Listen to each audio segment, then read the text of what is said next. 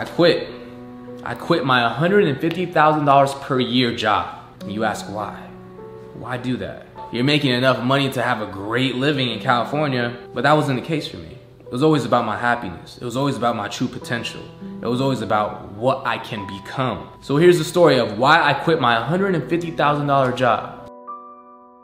It all started like this, okay? I was a car broker. I started being a car broker at 21, 22 years old, around that age. Now, if you don't know what a car broker is like a middleman. For example, let's say you're a customer. You call me, you call SnewJ the car broker. Hey, yo, SnewJ, I wanna buy a car. And I'm like, what kind of car do you want? I could do any new car that you like, and I could get you the best deal possible. You know what? Give me a brand new Honda Accord. Get them the car for the best deal possible, deliver the car to their home with paperwork, with the keys, without them ever paying a dime until they get their car.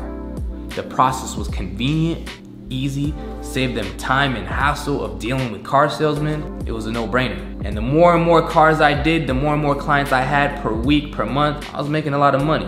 But on average, I was making $150,000 per year. Now some of you guys are like, man, that seems like a great job. Like, what am I missing here? You love cars, dude. You get to sell cars.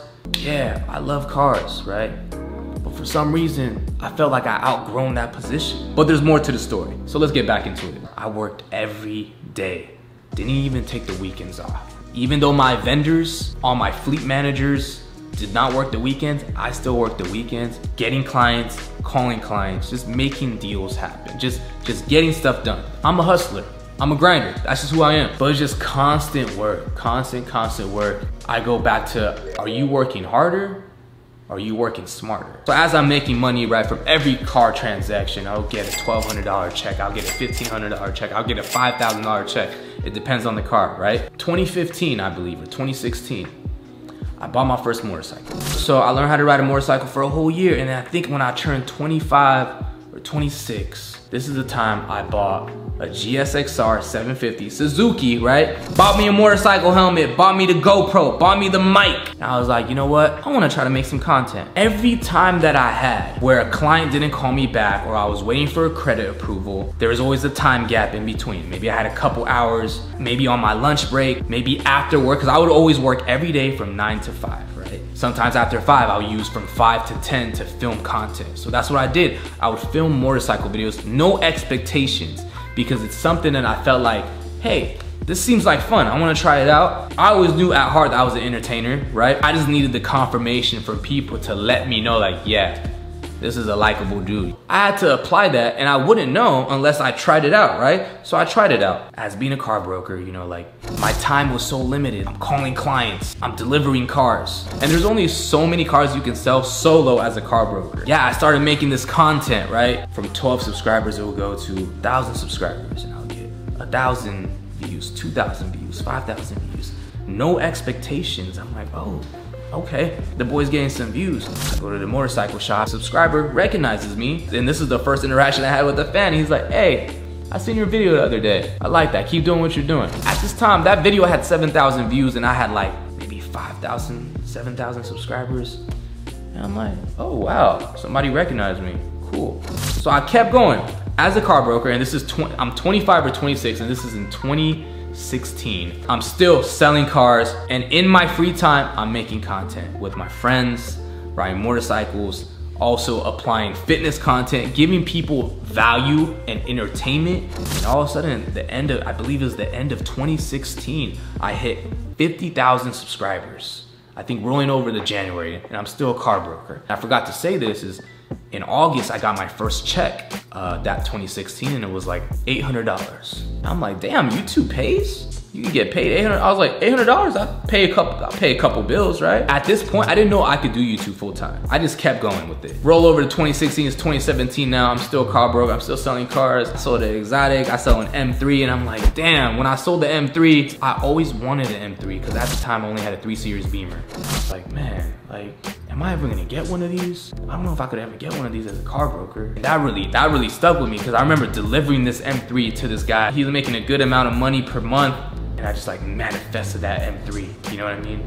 Just like, I looked at it, I seen how happy he was when he got the car, and I looked at the interior and I just, man, I wanted that. I wanted an M so bad. So I kept working. The crazy thing is, I didn't know I was gonna be doing YouTube full time.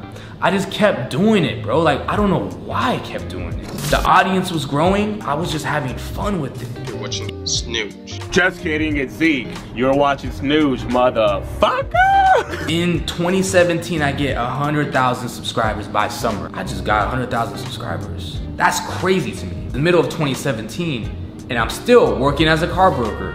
Whatever time I have, I'm trying to utilize that time. Now, this is a point of my life where I start diversifying my content. I start posting vlogs, lifestyles, funny videos, pranks, cars, and of course, motorcycles and fitness. This 2017, I get like 300, 400, I think under 400,000 followers. If I could sustain some videos, these type of quality videos, and make this amount of money per month, then I can quit being a car broker. This is when I started thinking like that. The money I was making on YouTube was equivalent or getting close to what I was making as a car broker. And this is the point where I started thinking, I need to give it at least 6 more months before I quit fully.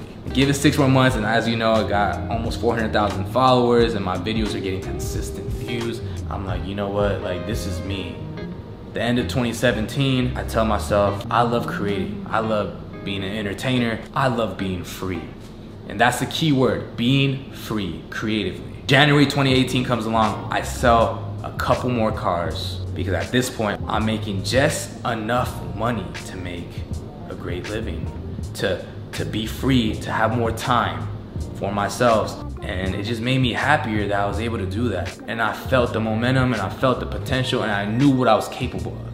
And I knew if I went ham 100%, without worrying about selling cars and just went hard on YouTube, the sky's the limit. I didn't put a ceiling on me, so that ceiling that's capped off is now gone. I'm not a car broker anymore. I finally quit. And you may ask, was I scared? Nah, it just felt right. It felt like the right thing to do. And I kept going, and I kept creating content, going ham, bro, going so ham. 2018 comes along, I get 1 million subscribers. My videos are going viral. One video got 30 million views. I was killing it, and I was making stupid money. And I forgot to mention, I was able to obtain an M4 because of YouTube. And I was able to purchase a Lamborghini, 2 of them, because of YouTube.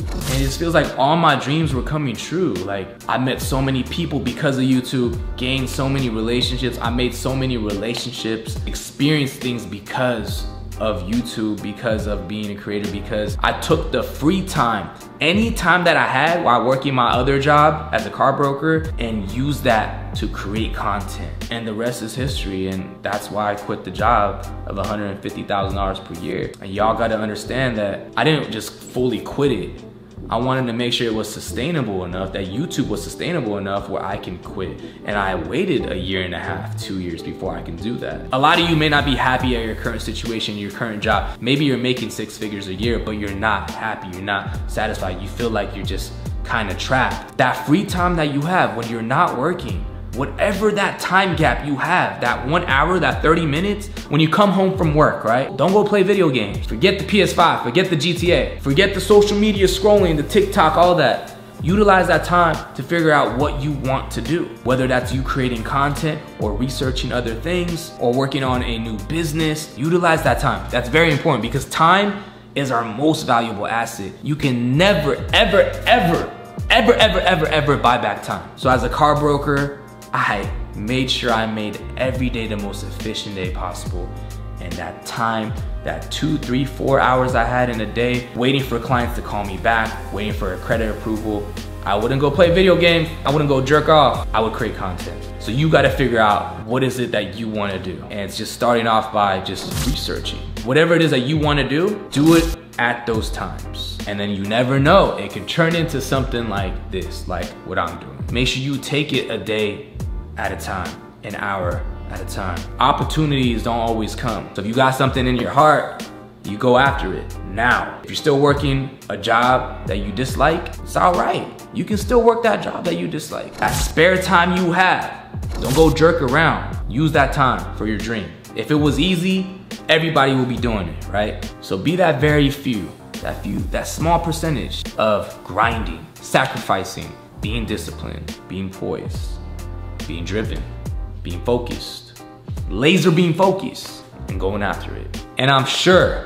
you'll be able to quit your job and do exactly what you want. You tell me I'm someone you want. You tell me I'm something you need. But baby, you know that I'm bad for you, yeah. Why you gotta be so naive?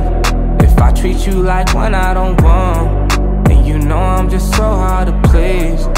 I lie to your face to get what I want.